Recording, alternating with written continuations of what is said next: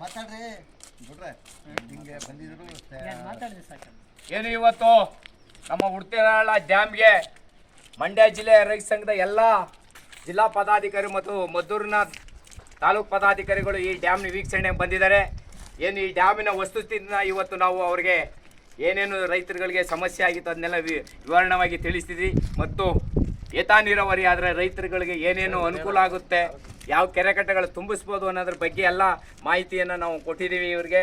ಮತ್ತು ಈ ಡ್ಯಾಮ್ನ ವೀಕ್ಷಣೆ ಮಾಡಿದಂಥ ಎಲ್ಲ ನನ್ನ ಮಂಡ್ಯ ರೈತ ಸಂಘದ ಮುಖಂಡರಿಗೂ ಪದಾಧಿಕಾರಿಗಳು ಕನೂರು ತಾಲೂಕು ರೈತ ಸಂಘದಿಂದ ಅವರಿಗೆ ಅಭಿನಂದನೆಯನ್ನು ಸಲ್ಲಿಸ್ತೀವಿ ಮತ್ತು ಕೃತಜ್ಞತೆಯನ್ನು ಸಲ್ಲಿಸ್ತಾ ಇದ್ದೀವಿ. ಆಯ್ತಾ ಮಾತಾಡಿ. ಇಲ್ಲ ನೀವು ಬಂದಿದ್ದಾರೆ, ನೀವು ಮಾತಾಡಿ. ಕನೂರು ತಾಲೂಕಿನ ಉಡುತೊರೆ ಹಳ್ಳದ ಹಾಗೆ ನೀರಿನ ಸೌಲಭ್ಯವನ್ನು ಕಲ್ಪಿಸಿ ಗ್ರಾಮಾಂತರ ಪ್ರದೇಶಗಳಿಗೆ ಕುಡಿಯುವ ನೀರು ಮತ್ತು ದನಕರುಗಳಿಗೆ ಕೆರೆಕಟ್ಟೆ ತುಂಬಿಸಿ ಯೋಜನೆಯನ್ನು ಸರ್ಕಾರ ಈ ಒಂದು ಬಜೆಟ್ನಲ್ಲಿ 490 ಕೋಟಿ ರೂಪಾಯಿಗಳನ್ನು ರೈತ ಚಳವಳಿಯ ಹೋರಾಟದ ಫಲವಾಗಿ ದೊರಕಿದೆ.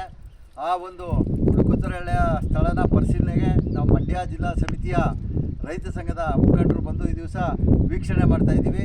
ಈ ಸಂದರ್ಭದಲ್ಲಿ ನಮ್ಮ ಚಾಮರಾಜನಗರ ಜಿಲ್ಲಾ ಉಪಾಧ್ಯಕ್ಷರಾದ ಗೌಡೇಗೌಡರು ಹಾಗೂ ಕನೂರು ತಾಲೂಕಿನ ಗೌರವ ಅಧ್ಯಕ್ಷರಾದ ರಾಜಣ್ಣವರು ಎಲ್ಲರೂ ಕೂಡ ಬಂದು ಈ ಒಂದು ಯೋಜನೆಯ ಕ್ರಮವನ್ನು ಪರಿಶೀಲನೆ ಮಾಡಲಿಕ್ಕೆ ಇವತ್ತು ಇಲ್ಲಿಗೆ ಬಂದಿದ್ದೀವಿ. ನಾವು